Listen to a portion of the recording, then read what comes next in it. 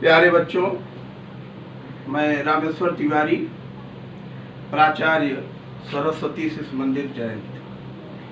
हम लोग साइटोलॉजी पढ़ रहे हैं, जिसमें जो चैप्टर है cell basic unit of life.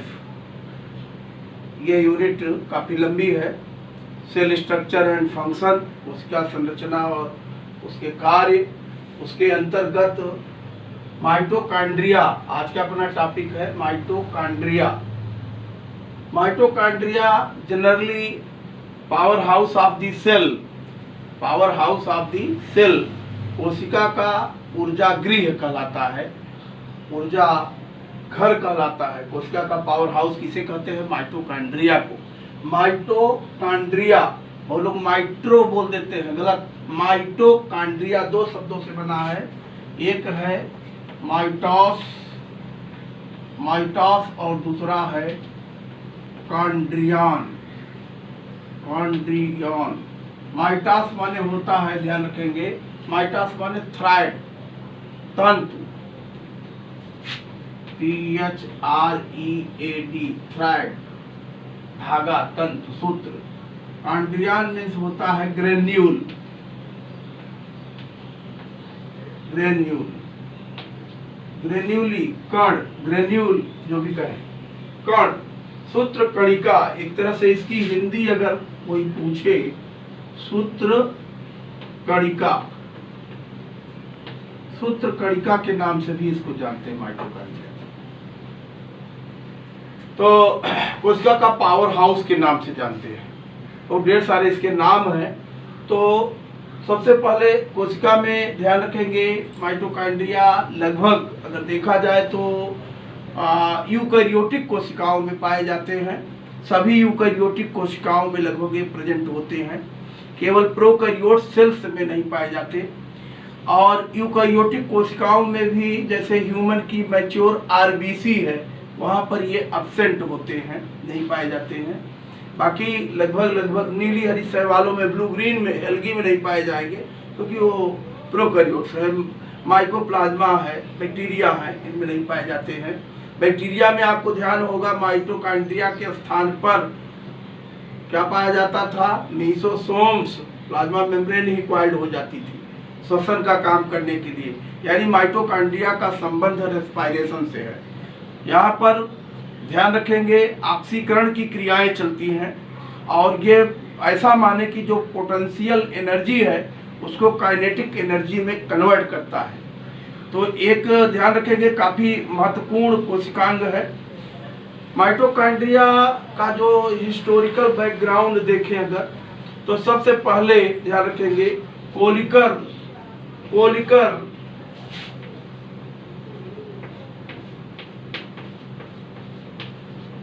Kolliker, ये वैज्ञानिक है, पहला साइंटिस्ट है कोलिकर, जिसने 1880 में माइटोकॉन्ड्रिया को सबसे पहले डिस्कवर किया, खोजा, देखा। कहाँ देखा था इन्होंने? इंसेक्ट की स्ट्रिएटेड मसल्स में, इंसेक्ट,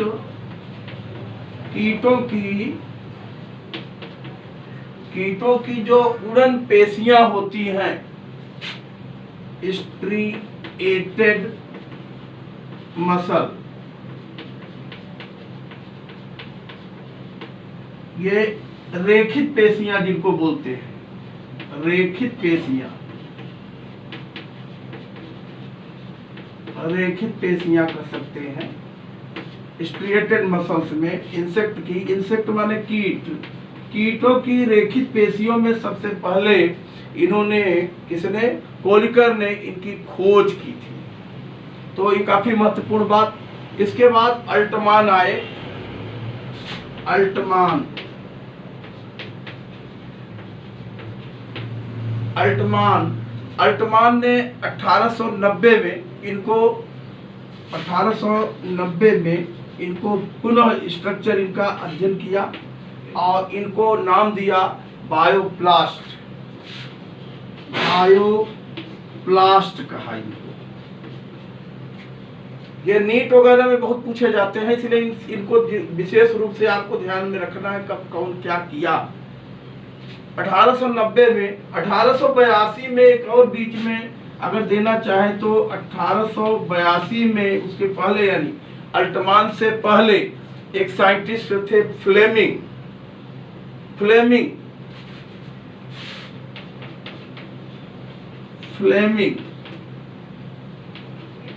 फ्लेमिंग ने इनके लिए शब्द प्रयोग किया था फिला। फ्लेमिंग ने फिला कहा। देखिए, समय समय पर साइंटिस्टों ने खोज किया, इनका अध्ययन किया, देखा और इनको कुछ न कुछ नाम दिया। तो अल्टमान ने उसी को बायोप्लास्ट कहा। कोलिकर ने सबसे पहले देखा था स्ट्रिएटेड मसल्स ऑफ इंसेक्ट, उड़न पेशियों में उनके खासतौर पर कीटों की, और इनको उसके बाद अल्टमान आए, फिर फ्लेमिंग आए, फिला कहा। इसके बाद माइटोकॉन्ड्रिया शब्द दिया गया बेंडा के द्वारा। 1897 में सी बेंडा इन्होंने इसको नाम दिया माइटोकॉन्ड्रिया। बड़ा लंबा इतिहास है। माइटोकॉन्ड्रिया नाम जो है सबसे पहले देने वाले साइंटिस्ट कौन है? सी बेंडा। इन्होंने माइटोकॉन्ड्रिया नाम दिया।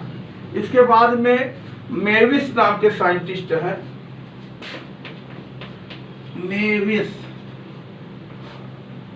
मेविस ने अध्ययन इनका किया 1904 में। कहाँ अध्ययन किया था? इनका प्लांट सेल में भी स्टडी किया 1904 में, लगभग 1904 में। कहाँ पर? प्लांट सेल में। और ये बताया कि पादप कोशिकाओं में, प्लांट सेल में भी माइटोकॉन्ड्रिया पाए जाते हैं। नहीं तो ऐसा माना जाता था कि पता नहीं प्लांट सेल में है कि नहीं, क्योंकि श्वसन संबंध है, सब जगह है, इसलिए बहुत बड़ी बात नहीं है। इसको आपको ध्यान में रखना है। रिंग्सबरी ने 1912 में, रिंग्सबरी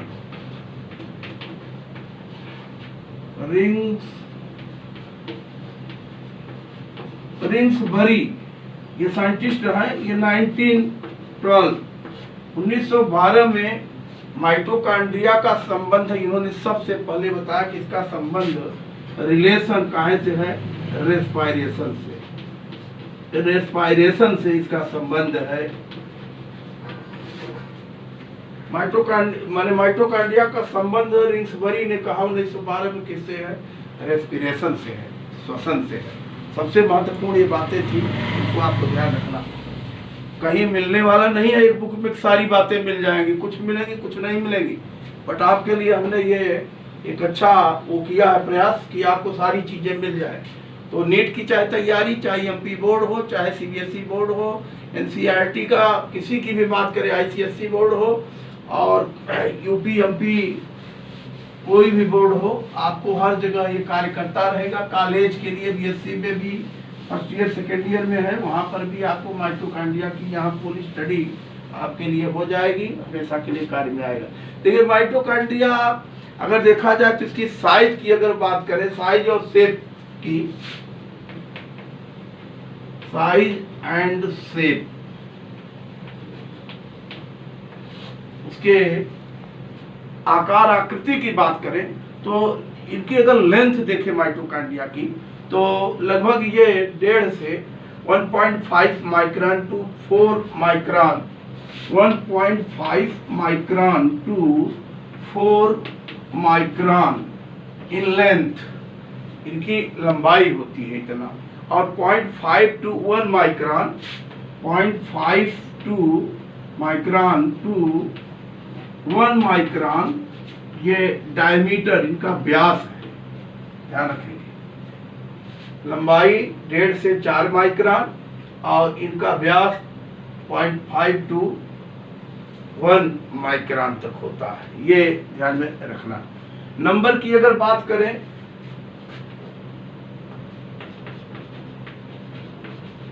नंबर यानी संख्या, कहाँ पर ये कितनी संख्या में पाए जाते हैं, तो आपको ये पता है कि ये प्रोकैरियोटिक कोशिकाओं में नहीं पाए जाते, केवल यूकैरियोटिक कोशिकाओं में माइटोकॉन्ड्रिया पाए जाते हैं। और इनको अगर उसके हिसाब से देखें, जनरल सेल में, सामान्य कोशिकाओं में, नॉर्मली जो सेल्स हैं, नॉर्मली सेल्स में इनकी संख्या 200 से 300 होती है, 200 to 300। ये नॉर्मल सेल्स में एवरेज इनकी संख्या लगभग, ये कह लीजिए एवरेज में इनकी संख्या 200 से 300 तक प्रत्येक कोशिका में ये पाई जाती है। लेकिन इसको माइक्रो स्टेरियास में इसकी संख्या 1 होती है वल्ली। माइक्रो स्टेरियास, ये ध्यान रखेंगे, इसमें वल्ली 1 माइटोकॉन्ड्रिया है, इसके अंदर 1 माइटोकॉन्ड्रिया।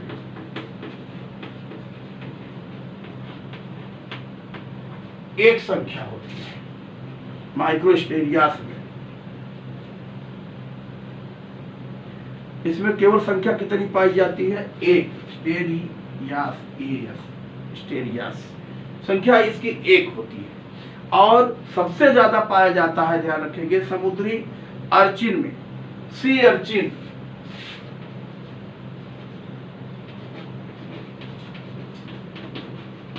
सी अर्चिन, ये समुद्री अर्चिन में इनकी जो संख्या होती है उसके एग में ये लगभग 1,40,000 से 1.5 लाख तक पाई जाती है। सी अर्चिन के कहाँ पर? एग्स में, उनके अंडों में इनकी संख्या 1,40,000 से 1,40,000 इतने से लेकर के 1,50,000 इतनी संख्या तक में उपस्थित होते हैं।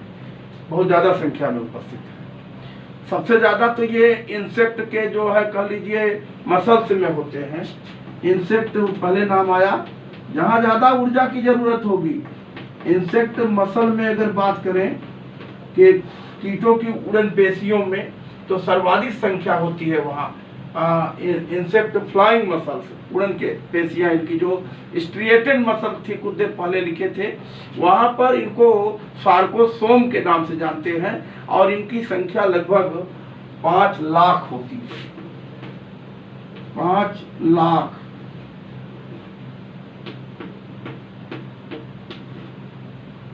ध्यान देना, इनकी संख्या 5 लाख तक होती है। और वहां पर कीटों के उड़न पेशियों में इनको नाम देते हैं, वहां एक नाम से जानते हैं, उसका नाम होता है सार्कोसोम। ये भी पूछ देता है, सार्कोसोम, इस नाम से जनरली इसको वहां पर जाना जाता है। काफी महत्वपूर्ण बातें हैं, बड़ा लंबा इतिहास, बहुत ज्यादा इनके बारे में वो है, परंतु आप इसको थोड़ा सा ध्यान में अगर रखेंगे तो लाभ होगा। अब इसके बाद माइटोकॉन्ड्रिया की हम स्ट्रक्चर देखेंगे, क्या संरचना है इसकी। देखिए, माइटोकॉन्ड्रिया के शेप की अगर हम बात करते हैं तो माइटोकॉन्ड्रिया डिफरेंट शेप में होते हैं। ये ग्रेन्यूल कण जैसे, ये कह लीजिए रेटिकुलेट जालिकाकार, कप शेप्ड, स्पाइरल, सर्पिलाकार, अलग अलग कह लीजिए कि कोशिका जो सेल्स होगी उसके शेप साइज पर ये डिपेंड करेगा। दूसरी चीज, एक ही कोशिका के अंदर इनके शेप अलग अलग भी हो सकते हैं, काफी वेरिएशंस हो सकता है। कोई माइटोकॉन्ड्रिया राउंड शेप्ड है, गोलाकार है, तो कोई जरूरी नहीं ओवाइड हो जाए, अलग अलग ढंग के ये हो सकते हैं। बट माइटोकॉन्ड्रिया की जो शेप होगी, कह लीजिए उसकी स्ट्रक्चर जो होगी वो एक जैसी होगी, सेम होगी, उनमें कोई डिफरेंशिएशन आपको देखने के लिए नहीं मिलेगा। तो माइटोकॉन्ड्रिया कैसा स्ट्रक्चर है? डबल मेम्ब्रेन्ड स्ट्रक्चर है। माइटोकॉन्ड्रिया डबल मेम्ब्रेन्ड स्ट्रक्चर, दोहरी झिल्ली से घिरा हुआ कोशिकांग। और यहाँ पर क्या होता है? ऑक्सीडेशन, यहाँ पर ऑक्सीकरण की क्रिया होती है और एनर्जी बनती है। पहले ही बता दिया गया कि ये पोटेंशियल एनर्जी को काइनेटिक एनर्जी में कन्वर्ट करता है कार्य करने के लिए। इसीलिए भोजन का यहाँ ऑक्सीकरण होता है, oxidation of food materials. Krebs cycle and electron transport system इसके अंदर कंप्लीट होते हैं माइटोकॉन्ड्रिया के अंदर। अभी आप देखेंगे कहाँ पर किसका स्थल है, कहाँ पर कौन कंप्लीट होता है।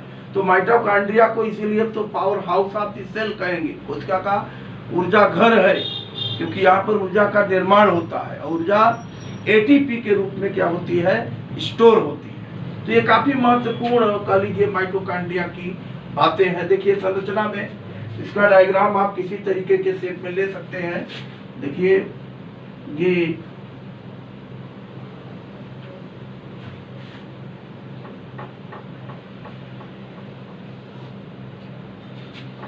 ये आउटर मेम्ब्रेन है,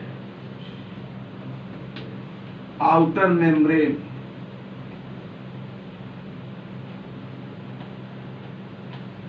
लाइपोप्रोटीन की बनी होती है, आप जानते हो झिल्लियां सभी किसकी बनी होती है, लिपिड प्रोटीन की। तो ये भी लिपिड प्रोटीन की बनी हुई झिल्ली होती है। और ये लगभग 75 एंगस्ट्रॉन जो बताए थे, इसकी थिकनिंग लगभग 75 एंगस्ट्रॉन होती है, जैसा प्लाज्मा मेम्ब्रेन पढ़ाते समय आपको बताए थे। इसको आपको ध्यान रखना है। दूसरी जो भीतरी झिल्ली होती है, भीतरी झिल्ली जो दूसरी झिल्ली जो होती है वो बीच बीच में इस तरीके से, दूसरी झिल्ली इनर मेम्ब्रेन, ये बीच बीच में फोल्डिंग होती है इस तरीके से, इसमें प्रोसेसेस निकले रहते, उभार निकले रहते इस तरीके से। और इन प्रोसेसेस को जो निकले हुए हैं इनको बोलते हैं क्रिस्टी, माइटोकॉन्ड्रियल क्रिस्टी और क्रिस्टी जो भी कहिए। बहुत ही आसान है डायग्राम बनाना, और बायो में सबसे ज्यादा महत्व डायग्राम का है, इसलिए हमेशा डायग्राम बनाने का प्रयास किया जाए, ये आपका प्रयास रहना चाहिए। तो ये देखिए, ये इनर मेम्ब्रेन कहलाएगी, ये इनर मेम्ब्रेन है, ये भीतरी झिल्ली है। ये भी झिल्ली 75 एंगस्ट्रॉन ही मोटी लगभग होती है। दोनों झिल्लियों की थिकनिंग सेम होती है और दोनों लिपिड प्रोटीन की बनी हुई है। इन झिल्लियों के बीच में अगर आप देखेंगे, दो झिल्लियां जैसे ये हैं, इनके बीच का ये जो स्पेस है, खाली जगह है, यहाँ दोनों के बीच में खाली जगह स्पेस है, और ये स्पेस जो इन झिल्लियों के बीच में है वो कहलाता है इंटरमेम्ब्रेनल स्पेस। इसको क्या बोलते हैं, इंटरमेम्ब्रेनल स्पेस कहते हैं। और ये लगभग 60 to 70 एंगस्ट्रॉन का होता है, इंटर मेम्ब्रेनल स्पेस। और ये स्पेस जो होता है 60 to 70 एंगस्ट्रॉन का लगभग होता है। झिल्लियों के बीच में गैप है, जगह है, इंटरमेम्ब्रेनल स्पेस है, और इसको याद रखना है। इन जो ये क्रिस्टी जो लगी है उभार के रूप में, इन रचनाओं को बोलते हैं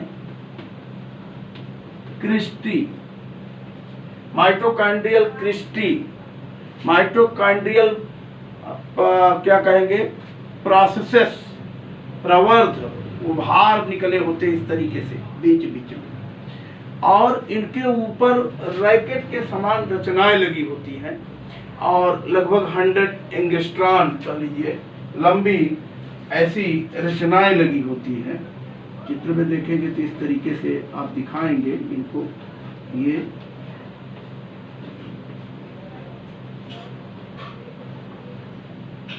बस इतना दूर दिखाएं, हर एक में लगी होंगी। अब चित्र में बनाने की सब जगह जरूरत नहीं है, ऐसे लगी रहती हैं, कुछ में आप दिखा सकते हैं ऐसे, ये लगी हुई है। ये रचनाएं कहलाती हैं F1 पार्टिकल और ऑक्सीसोम, इनको बोलते हैं ऑक्सीसोम, नॉर्मली बोल देते हैं ऑक्सीसोम और F1 पार्टिकल। ये 100 एंगस्ट्रॉन लेंथ लंबी होती है, ऑक्सीसोम्स कहलाती है, और F1 पार्टिकल कहलाती है। और एक F1 पार्टिकल से दूसरे F1 पार्टिकल के बीच की जो दूरी होती है, इन दोनों के बीच की दूरी, ये 100 एंगस्ट्रॉन से लगभग 1000 एंगस्ट्रॉन तक दूरी हो सकती है। एक जो है ऑक्सीसोम से दूसरे ऑक्सीसोम के बीच की जो दूरी, यहाँ से इतना जो दूरी है, इसको कह सकते हैं ये दूरी लगभग 100 से 100 to 1000 एंगस्ट्रॉम दूरी हो सकती है। ये oxysome F1 particle, elementary oxysome F1 particle, elementary, इन्हीं को ध्यान रखेंगे।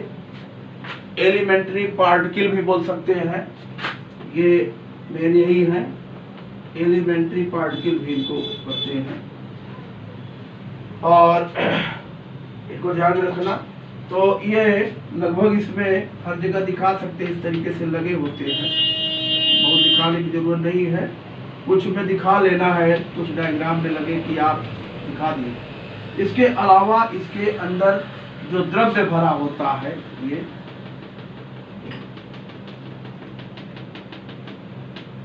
इनर मेम्ब्रेन से अंदर की ओर जितना भी ये भरा हुआ द्रव्य है, दीज आर मैट्रिक्स, इसको बोलते हैं मैट्रिक्स।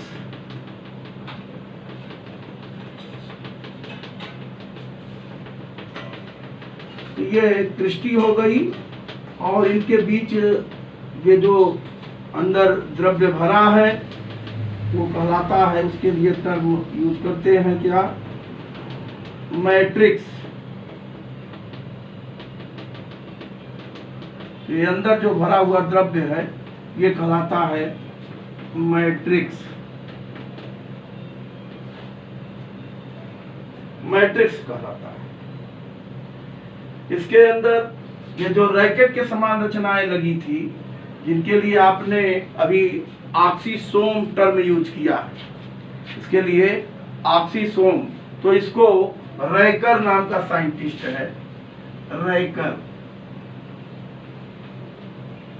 रैकर ने इनको ध्यान रखना ऑक्सीसोम कहा था, उनकी खोज की थी, ऑक्सीसोम कहा। ऑक्सीसोम की खोज किसने की थी अगर पूछा जाए तो रैकर ने।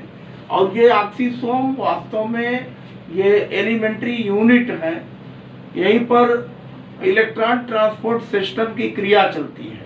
इनमें हेड, स्टॉक और बेस ऐसे 3 भागों में बटा रहता है। ऊपर का ये फूला हुआ भाग उसका ये होता है हेड, और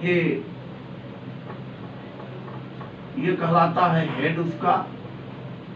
इसी के लिए अथवा F1 पार्टिकल शब्द प्रयोग करते हैं, F1 पार्टिकल कहते हैं इसको।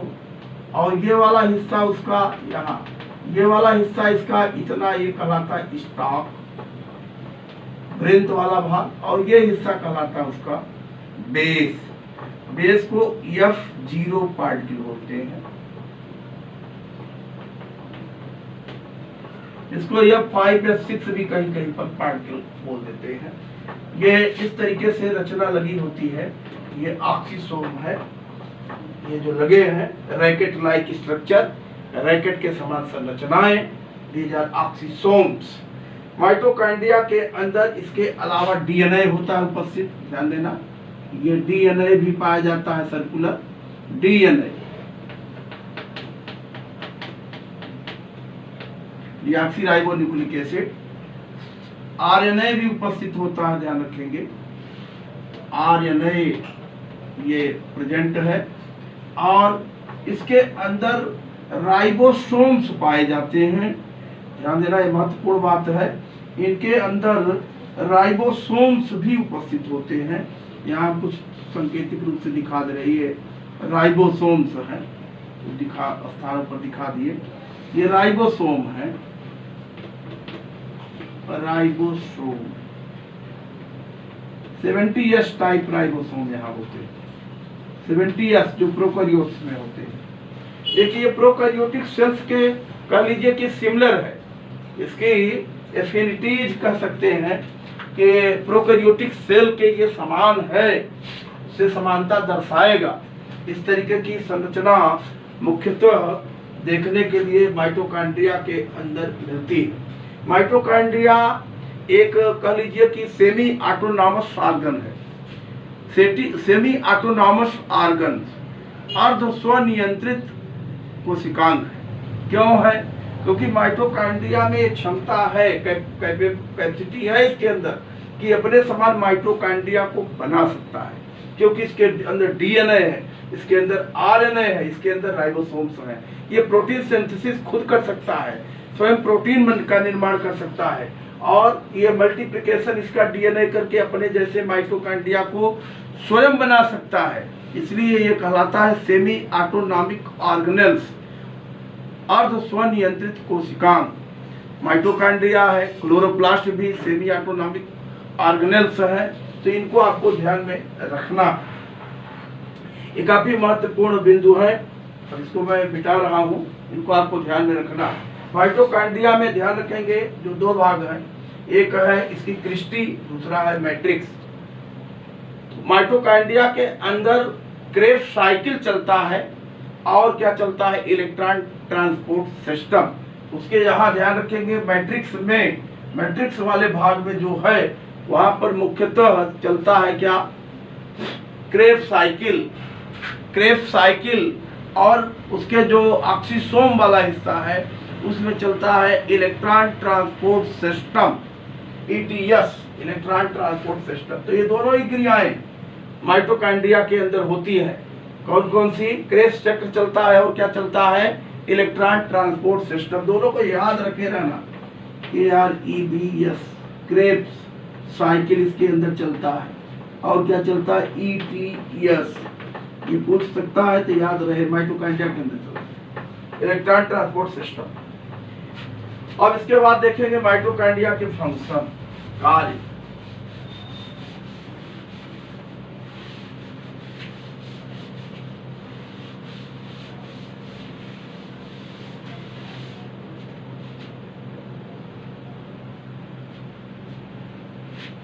फंक्शन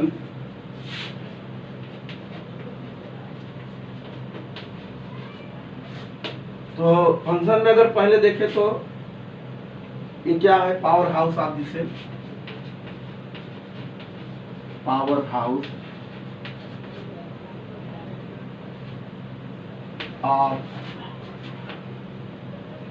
सेल, कोशिका का ऊर्जा गृह है, फेमस है इस नाम से, पावर हाउस है कोशिका का। क्यों, क्योंकि कोशिका के अंदर की जो ऑक्सीडेशन की क्रिया चलती है इसके अंदर, कह लीजिए, यानी ऊर्जा के निर्माण की क्रिया होती है, श्वसन से इसका रिलेशन है, ऊर्जा बनती है भोजन के ऑक्सीकरण से, इसलिए माइटोकॉन्ड्रिया को कोशिका का पावर हाउस कहते हैं। यहाँ पर C6H12O6 plus 6O2 is equal to 6CO2 plus 6H2O plus 686 kilo calorie के किलो कैलोरी एनर्जी बनती है। इसी को 686 किलो कैलोरी ऊर्जा को आप बोल देते हो 38 ATP, एडेनोसिन ट्राइफॉस्फेट के रूप में एनर्जी जो है स्टोर होती है। तो 38 ATP ऊर्जा का निर्माण होता है।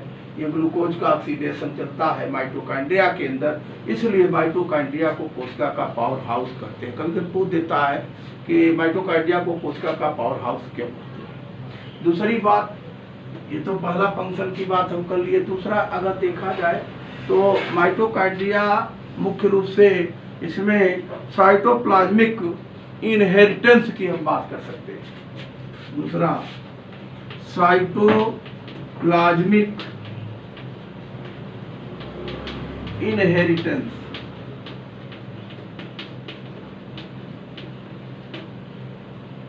कोशिका द्रव्यीय वंशानुगत, इसको समझाने में, कोशिका द्रव्यीय वंशागत को समझाने में माइटोकॉन्ड्रिया का काफी रोल है। कई जगहों पर माइटोकॉन्ड्रिया, चूंकि इसके अंदर आप देख रहे हो कि डीएनए है, जीन है, उपस्थित है। मुख्यतः जीन कहाँ होता है, क्रोमोसोम में होता है, केंद्र के अंदर, न्यूक्लियस के अंदर होता है, बट यहाँ माइटोकॉन्ड्रिया के अंदर भी है। तो ये साइटोप्लाज्म वाला हिस्सा है, तो इसको साइटोप्लाज्मिक डीएनए कह सकते हैं, एक्स्ट्रा क्रोमोसोमल डीएनए कह सकते हैं। तो इसकी भी वंशानुगति अध्ययन करने में, पढ़ने में ये सहायक होता है। तो इसको भी आपको ध्यान में रखना है, यहाँ पर भी इसका महत्व है। आपने देखा होगा कि जो अमीनो पर कुछ स्थानों पर ये सिंथेसिस ऑफ अमीनो एसिड का संश्लेषण भी करता है। Synthesis of some amino acid, कुछ अमीनो अम्लों का क्या करता है, संश्लेषण भी करता है। स्पर्म में देखे होंगे कि स्पर्म को बनाने में भी ये काफी रोल अदा करता है। स्पर्म का जो मिडिल पीस है, मिडिल पीस ऑफ स्पर्म का जो मिडिल पीस है किसका बना होता है, ये बनता है माइटोकॉन्ड्रियल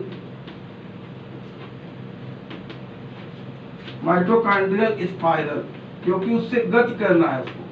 देखे होंगे शुक्राणु में, अगर स्पर्म में देखे, ह्यूमन स्पर्म की बात करें शुक्राणु की, तो उसका जो मिडिल पीस वाला ये हिस्सा होता है, ये मिडिल पीस है, यहाँ आगे टेल लगा रहता है, तो ये मिडिल पीस वाला जो ये हिस्सा होता है, ये माइटोकॉन्ड्रियल स्पाइरल से बना होता है। ये माइटोकॉन्ड्रियल स्पाइरल, ये वाला हिस्सा मिडिल पीस का माइटोकॉन्ड्रियल स्पाइरल से बना है, मिडिल पीस वाला हिस्सा है, ध्यान रखिए। ये तो इतना हेड होता है, और नेक वाला हिस्सा है, न्यूक्लियस रहता है। ये शुक्राणु की रचना में, यहाँ अध्ययन रचना का नहीं करना है, आपको ये ध्यान रखना है कि माइटोकॉन्ड्रिया का जो मिडिल पीस है, मिडिल पीस EIECE मध्य भाग उसका, ये माइटोकॉन्ड्रिया का बना होता है। क्यों बना होता है, क्योंकि टेल को इसको एनर्जी चाहिए, ऊर्जा चाहिए, तो ये गति करेगा, तभी तो ये जाके निषेचन करेगा। तो यहाँ पर ये काफी महत्वपूर्ण बात होती है, इसको भी आपको याद रखना है। इसके अलावा अगर देखा जाए तो जो मायोग्लोबिन और हीमोग्लोबिन है, उसका हीम वाला हिस्सा होता है, जो मायोग्लोबिन एंड हीमोग्लोबिन,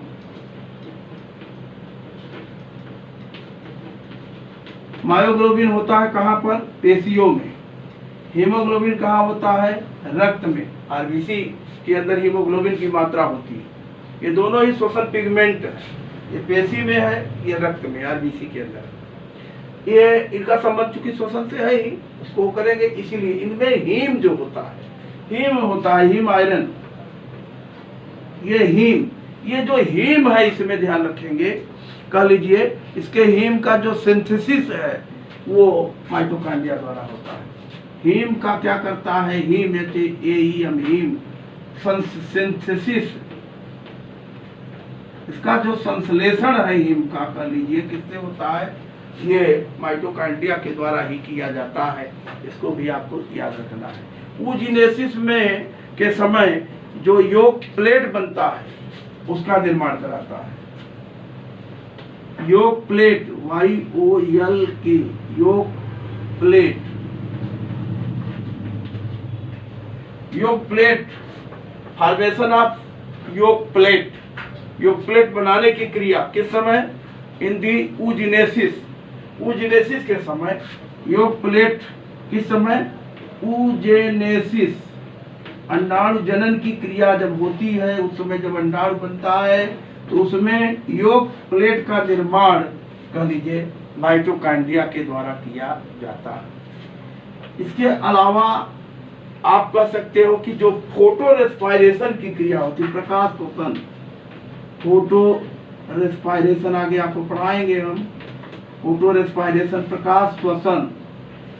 प्रकाश श्वसन की जो क्रिया होती है, ये 3 कोशिकांगों में पूर्ण होती है, mitochondria, chloroplast and peroxisome. Mitochondria, chloroplast और पेरोक्सीसोम, ये 3 कोशिकांग हैं जहां पर ये फोटो रेस्पायरेशन की क्रिया संपन्न होती है। तो उसमें से माइटोकॉन्ड्रिया भी है शामिल जहां पर होती है। और आखिरी बात जो होगी वो ये सेमी ऑटोनॉमस ऑर्गेनेल्स है, यानी अपने अंदर ये प्रोटीन भी बना लेता है, क्योंकि डीएनए भी है इसके अंदर, आरएनए भी है। तो ये सारी क्रियाएं बहुत ढेर सारे कह लीजिए कि माइटोकॉन्ड्रिया के कार्य हैं जिनको आपको ध्यान में रखना है। ये माइटोकॉन्ड्रिया एक काफी महत्वपूर्ण प्रश्न है जो परीक्षा में बराबर आता है। माइटोकॉन्ड्रिया को कोशिका का पावर हाउस क्यों कहते हैं, माइटोकॉन्ड्रिया की संरचना समझाइए, माइटोकॉन्ड्रिया की संरचना और कार्य लिखिए, माइटोकॉन्ड्रिया को सेमी ऑटोनॉमिक ऑर्गेनेल्स क्यों कहते हैं, और स्वनियंत्रित कोशिकांग ये क्यों कहलाता है। ये माइटोकॉन्ड्रिया के अंदर क्रेब्स चक्र और इलेक्ट्रॉन ट्रांसपोर्ट की क्रिया ऑब्जेक्टिव, इसके जो Kolliker, Altmann, Benda, Fleming, Mavis और ब्रिंक्सबरी, ये जो साइंटिस्ट हम नाम लिए होंगे, रैकर, ये सारे के सारे साइंटिस्टों से संबंधित रिलेटेड प्रश्न जो है नीट में आपके ऑब्जेक्टिव टाइप के जो क्वेश्चन है उनमें बराबर पूछा जाता है। इनको अच्छी प्रकार से आप तैयार करेंगे और पढ़ेंगे। अगला जो कोशिकांग हम लोग पढ़ेंगे वो होगा क्लोरोप्लास्ट। तो ये मैं समझता हूँ कि आपके लिए पर्याप्त स्टडी मटेरियल है। वीडियो को लाइक कीजिए, सब्सक्राइब कीजिए और शेयर करिए चैनल को, हमारे काफ़ी लोग देखें, जिससे मेरा मनोबल बढ़े और मैं ज़्यादा से ज़्यादा वीडियो आपको पहुंचा सकूं। धन्यवाद।